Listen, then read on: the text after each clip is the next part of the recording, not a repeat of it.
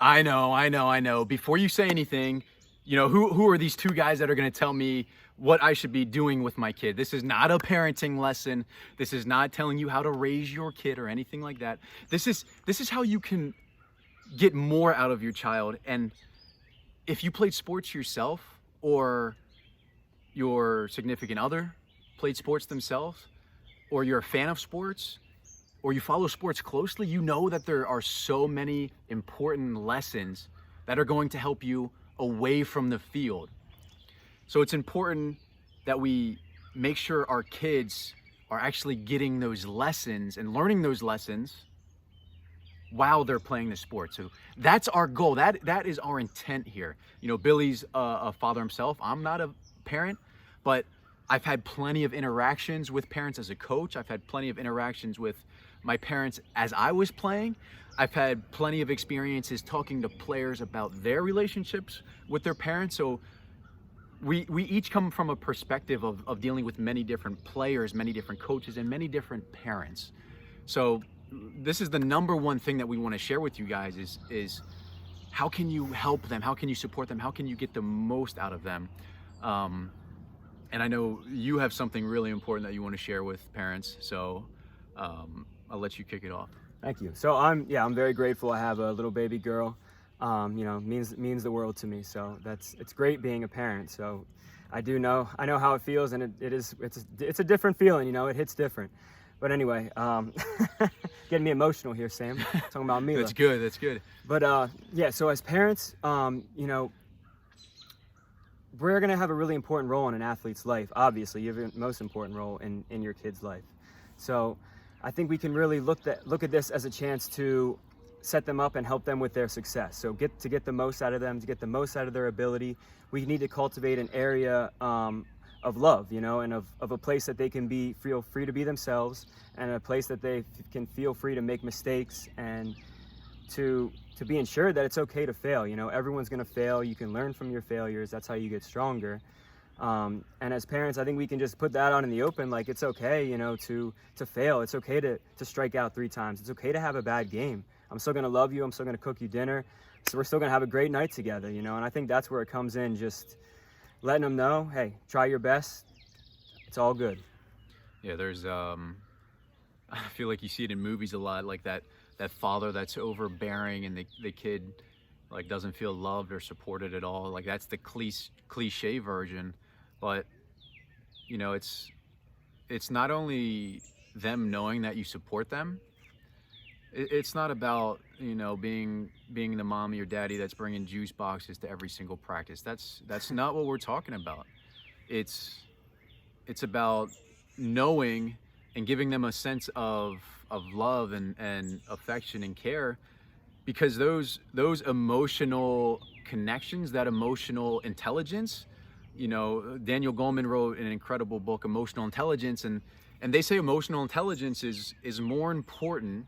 It's more correlated to success in athletics, in entrepreneurship, in business, in life in general. However you want to quantify it. I don't want to just quantify it by money, but emotional intelligence is most correlated to success, more so than IQ, more so than your SAT score, more so than what college you went to, your ability to relate with other people.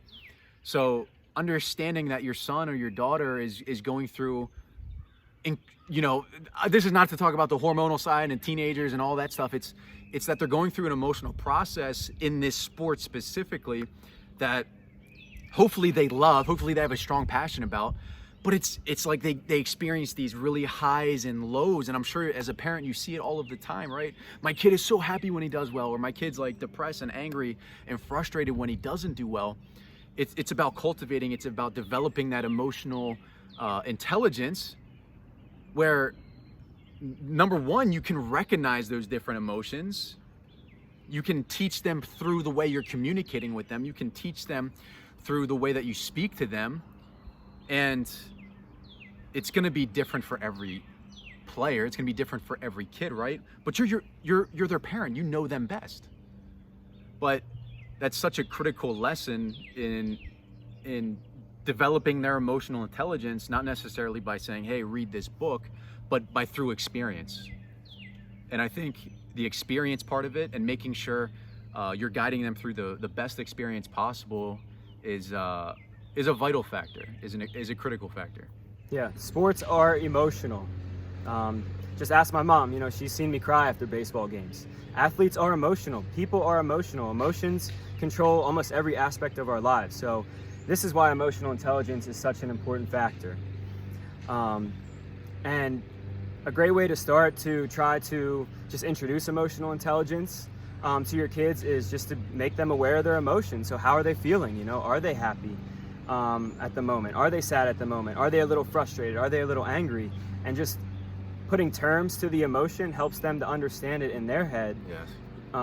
Because if someone doesn't teach you about emotions, how are you going to learn? You just learn from watching other people, and other people at school, whatever, in their friend group might not be the best role model for dealing with your emotions. So as parents, if we can give them that little guide of these are your emotions, they're going to be very important, and we can learn to perform despite our emotions and kind of put a positive spin on our emotions if we can. It's Yes. good to feel that negative emotion, and that's totally fine. It's normal to be sad one day. It's normal to... But you don't want to get stuck in it. Correct. Yeah. It's normal to be angry at sometimes, especially as a teenager Yep. growing up.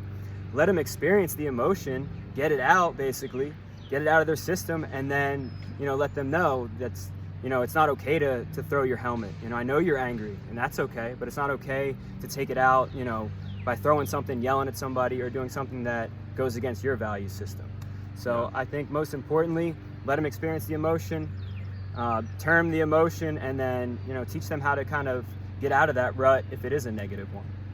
Now, I know you're big into meditation. I'm into meditation myself, but this isn't to tell you to have your kids go and meditate. There's a lot of professional athletes that do credit meditation. But one of the things that you learn through meditation is awareness. And what you were talking about has two critical points.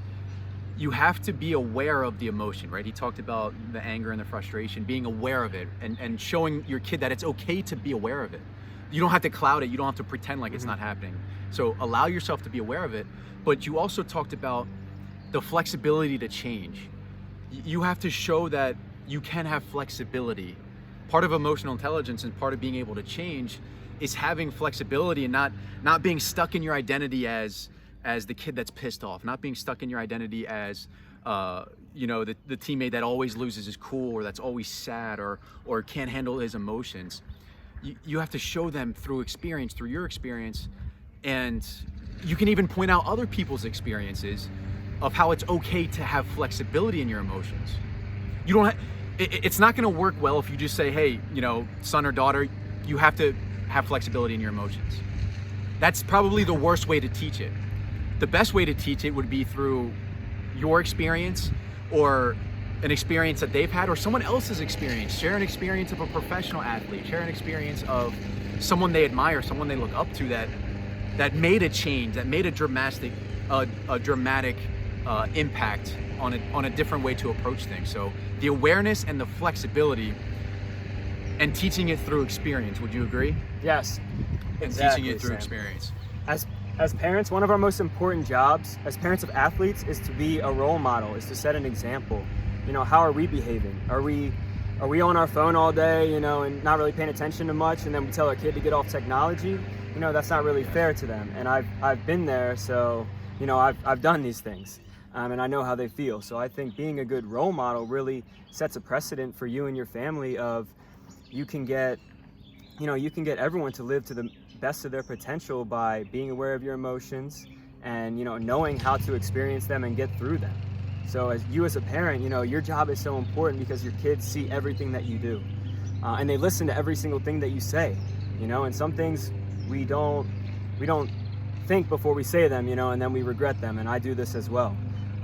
So I think something is try to be mindful of your own thoughts, be mindful of your own actions, your beliefs, and then try to let that carry on with your child and show them how to experience their emotional spectrum. Yes. And I think you did it without even intending to. That's the final step, is them experiencing it, right?